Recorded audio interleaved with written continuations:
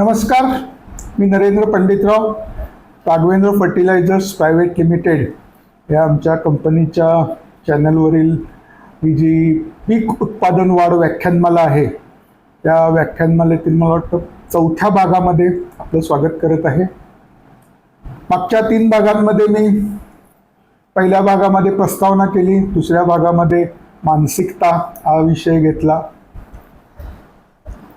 आज विशेष करून माती या विषयावर मी जास्तीत जास्त माहिती द्यायचा प्रयत्न करणार आहे.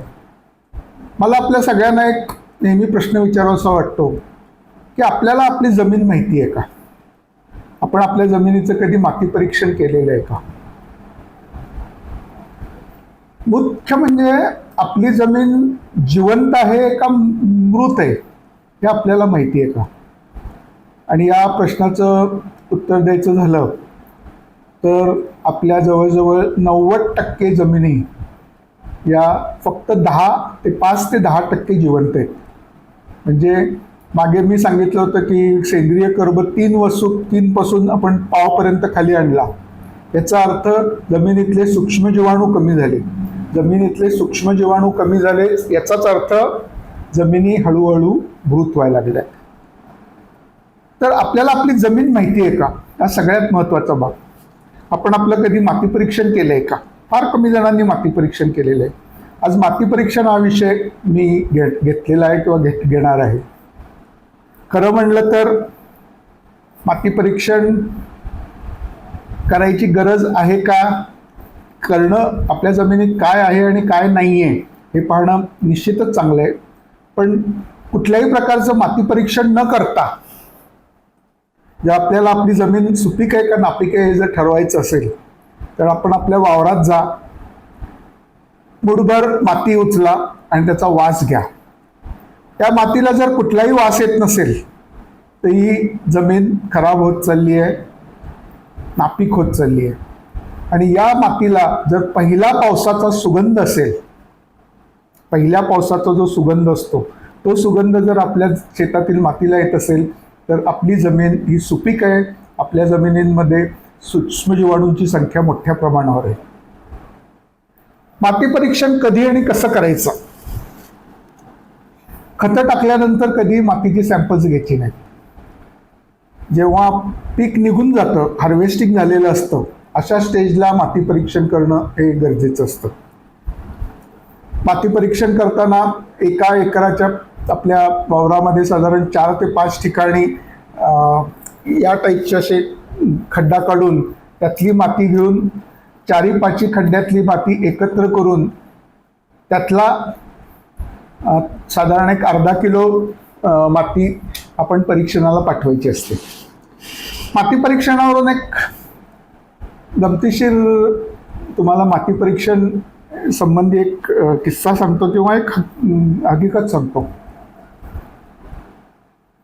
अहमदनगर जिल्ह्यामध्ये काही वर्षापूर्वी फार मोठ्या प्रमाणावर डाळिंब लागवड झाली आणि साधारण 3-1 वर्ष डाळिंबाचं पीक टिकलं. अहमदनगर, सोलापूरचा काही भाग जिथं क्षारपड जमिनी आहेत किंवा चुनखडीयुक्त जमिनी आहेत अशा ठिकाणी मोठ्या प्रमाणावर डाळिंबाची लागवड झाली. तर डाळिंबाची लागवड झाली आणि 2 ते 3 वर्षात मर रोगामुळं सगळी झाडं मेली. डाळिंब पीक जर आपण करणार असाल तर माती परीक्षण कसं करायचं आणि माती परीक्षण केल्याशिवाय डाळिंब लावायचं नाही हे लक्षात ठेवा. माती परीक्षण करताना ठिकठिकाणी 3 फूट बाय 3 फूट आणि 3 फूट खोल असा खड्डा काढायचा. 3 फूट बाय 3 फूट बाय 3 फूट आणि 2 फूट ते 3 फूट हा जो थर आहे शेवटचा थर त्याची माती स्कूपनी किंवा चमच्यानी 2 ते 3 फुटातली काढायची आणि ती माती तपासायला द्यायची. या मातीमध्ये जर कॅल्शियमचं प्रमाण 5% जास्त असेल तर डाळिंब लावू नका. 3% म्हणजे कॅल्शियमचं प्रमाण जास्त असेल तर 2 ते 3 वर्षात मर रोगाने डाळिंब मरतं. तर डाळिंबासाठी माती परीक्षण हे 3 बाय 3 बाय 3 खड्डे करणं गरजेचं आहे. तर माती परीक्षणामध्ये काय काय पाहिलं जातं? सगळ्यात जो महत्त्वाचा घटक आहे तो म्हणजे माती परीक्षणातला अतिशय महत्वाचा पण अतिशय दुर्लक्ष केला गेलेला तो म्हणजे सेंद्रिय कर्ब. आपल्या जमिनीचा सेंद्रिय कर्ब किती आहे?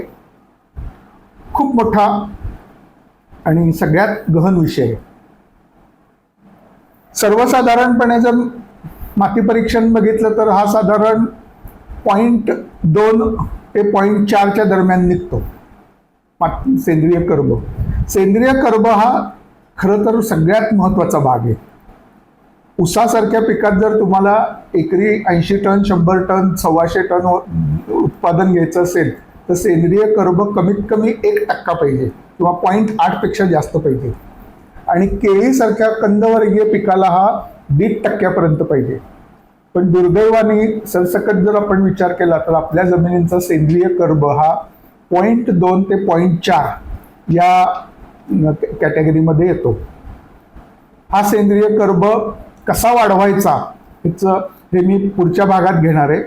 आत्ता त्या विषयावर फक्त मी सेंद्रिय कर्बाची माहिती देणार आहे.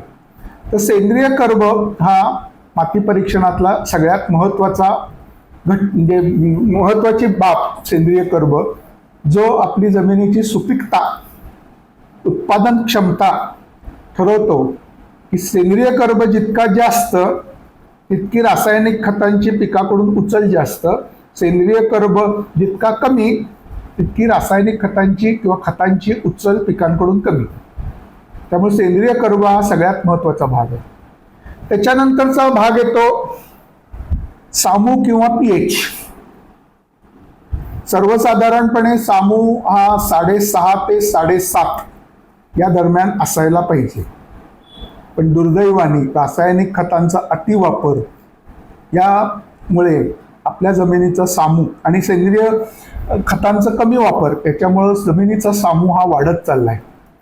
तो 8 पेक्षा जास्त झालाय, काही ठिकाणी 9 पर्यंत गेलाय. आणि हा 9 9.5 ला जर गेला तर त्या जमिनीतून गवत पण उगवणार नाही. तर पीएच हा सुद्धा जमिनीचा तितकाच महत्वाचा आहे. आपल्या जमिनीचा पीएच जर 8 पेक्षा जास्त असेल तर आपल्याला खतांचं नियोजन करताना एकरी कमीत कमी 20 किलो बेंटोनेटेड सल्फर किंवा सल्फर गंधक हे वापरणं गरजेचं आहे. सामू जास्त असेल तर दर महिन्याला किंवा 1 महिना आड एका महिन्याला 1 किलो फॉस्फरिक ऍसिड, पुढच्या महिन्याला 1 लिटर फॉस्फरिक ऍसिड, पुढच्या महिन्याला 1 लिटर सल्फ्युरिक ऍसिड याप्रमाणे जर तुम्ही ड्रिपने दिलं तर सामू बऱ्यापैकी कंट्रोल होतो. म्हणजे फॉस्फरिक ऍसिड, सल्फ्युरिक ऍसिड किंवा गंधकाचा वापर केला तर आपण सामू कंट्रोलमध्ये आणू शकतो. तर माती परीक्षणातला दुसरा महत्वाचा भाग होता सामू, जो आपल्याला 7.5 एवढा असणं गरजेचं आहे आणि जो आता वाढलाय. कोकणासारख्या ठिकाणी सामू हा 6 पेक्षा कमी आहे. कोकण किंवा समुद्र किनाऱ्यावरचा जो भाग आहे जिथं लॅटराईट सॉइल म्हणतात किंवा लाल रंगाची माती असते, अशा ठिकाणी सामू हा कमी असतो. त्या ऍसिडिक जमिनी आहेत. त्या ऍसिडिक जमिनीत वेगवेगळी पिकं घेतली जातात. जसे आंबा आहे, नारळ आहे, फणस आहे, काजू आहे, कॉफी आहे, चहा आहे, यासारखी पिकं ही ऍसिडिक जमिनीत घेतली जातात. तर आपल्या जमिनीचा सामू नियंत्रणात आणणे ही सुद्धा आपली एक मोठी जबाबदारी आहे. त्यानंतरचा तिसरा भाग येतो इलेक्ट्रिकल कंडक्टिव्हिटी, ईसी म्हणतात त्याला. आपल्या जमिनीत शारपड किती आहे हे ठरवणारा हा घटक आहे. शारपड जमीन किंवा चुनखड जमिनी यांचा ईसी खूप जास्त असतो.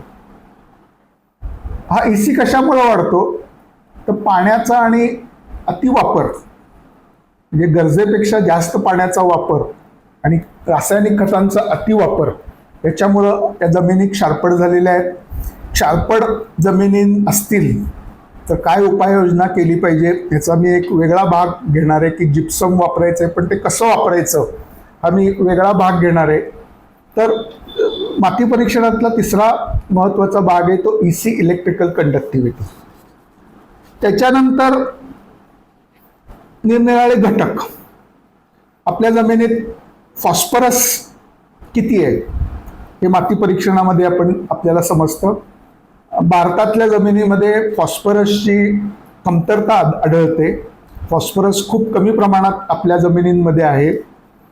फॉस्फरस ची मात्रा त्यामुळं आपल्याला खत नियोजन करताना व्यवस्थित देणं खूप गरजेचं असतं आणि फॉस्फरस स्थिरीकरण होणार नाही हे सुद्धा पाहणं खूप गरजेचं असतं. फॉस्फरसची कमतरता आहे. त्याच्यानंतरचा मोठा पुढचा घटक म्हणजे पोटॅश, पालाश ज्याला म्हणतात. आपल्या बऱ्याचशा जमिनींमध्ये पालाशचे प्रमाण खूप जास्त आहे. म्हणजे पालाश जास्त हा आपल्या जमिनींमध्ये माती परीक्षण केल्यानंतर निष्कर्ष निघतो. बऱ्याच ठिकाणी मी गुजरातमध्ये बघितलं, काही बऱ्याच भागांमध्ये मी फिरलो, त्यावेळी माती परीक्षण केल्यानंतर जे खतांचं नियोजन सांगितलं जातं त्यात पालाश जास्त आहे म्हणून पालाश खतं टाकू नका अशी एक विचारधारणा किंवा विचारसरणी आहे. पण मला ही चुकीची वाटते. कारण जमिनीमध्ये पालाश आहे मान्य आहे, मोठ्या प्रमाणावर पालाश आहे, पण हा जमिनीतला पोटॅश हा पिकांना उपलब्ध होत नाही. याचं एक कारण म्हणजे जमिनीमध्ये असणाऱ्या पोटॅशचा जो साईज आहे, आकार आहे, हा आकार मोठा आहे. पिरियॉडिक टेबलमध्ये बघितलं तर हा 256 आहे. आणि आपल्या ज्या पांढऱ्या मुळे असतात पिकाच्या, ज्याच्यामधून अन्नद्रव्य हे शोषलं जातं, या पांढऱ्या मुळ्यांचा आकार हा 100-120 एवढाच असतो. त्यामुळं जमिनीत असणारं पालाश किंवा पोटॅश हे पिकांना उचलता येत नाही. उचललं तरी अगदी 0.5% एवढंच उचलता येतं. त्यामुळं जमिनीत जरी पालाश जास्त असलं तरी आपल्याला पोटॅश हे खतातून खत नियोजन करताना देणं गरजेचं आहे, जमिनीत जरी पालाश जास्त असलं तरी. त्याच्यानंतरचा पुढचा घटक हे सूक्ष्म अन्नद्रव्य. 3 खरं तर महत्वाची सूक्ष्म अन्नद्रव्य ज्याची कमतरता आपल्या जमिनीत आहे. एक म्हणजे झिंक जास्त, फेरस लोह आणि बोरॉन. ही 3 सूक्ष्म अन्न घटक आपल्या जमिनीमध्ये अतिशय कमी आहेत. त्यामुळं आपल्या जमिनींमध्ये सूक्ष्म अन्नद्रव्यांची बऱ्याच वेळा कमतरता आढळल्यामुळं पिकांमध्ये आपण जर सूक्ष्म अन्नद्रव्यांचा वापर केला नाही तर जे म्हणावं तसं उत्पादन मिळत नाही. त्यामुळं आपल्या खत नियोजनामध्ये सूक्ष्म अन्नद्रव्य ही सुद्धा देणं खूप गरजेचं आहे. जसं आपल्या जेवणामध्ये लोणचं आणि चटणी हा सुद्धा जसा भाजी सोबतच महत्त्वाचा भाग आहे, तसं पिकासाठी सुद्धा सूक्ष्म अन्नद्रव्य ही कमी प्रमाणात लागतात, पण लागतात. त्यामुळं सूक्ष्म अन्नद्रव्य झिंक, फेरस, बोरॉन हे आपल्या जमिनीत कमी असल्यामुळं आपल्याला त्यांचं नियोजन करणं खूप गरजेचं आहे. बाकीचे जे सूक्ष्म अन्नद्रव्य आहेत ती बऱ्यापैकी आहेत. अजून एक पश्चिम महाराष्ट्रातल्या जमिनींमध्ये कॅल्शियम, मॅग्नेशियम या 2 घटकांची कमतरता आढळते. विदर्भ, मराठवाडा या भागामध्ये जमिनींमध्ये कॅल्शियम, मॅग्नेशियमचं प्रमाण जास्त आहे. त्यामुळं सेकंडरी खतं जी दुय्यम खतं आहेत ती वापरण्यासाठी आपल्याला आपल्या जमिनीमध्ये कॅल्शियम, मॅग्नेशियम हे घटक किती आहेत हे सुद्धा तपासून घेणं खूप गरजेचं आहे. त्यामुळं उत्पादन वाढीमध्ये खतांचं नियोजन करताना आपल्या जमिनीत नेमकं काय आहे हे पाहणं खूप गरजेचं आहे. त्याच्यासाठी माती परीक्षण करणे हे नितांत गरजेचं आहे. सर्व शेतकऱ्यांनी माती परीक्षण करून घेणे हे महत्त्वाचं बाब आहे. त्याच्याशिवाय आपण पुढं जे उत्पादन वाढ या विषयाकडे जाणार आहे त्यासाठी आपल्याला आपली जमीन कशी आहे ही माहिती असणं खूप गरजेचं आहे.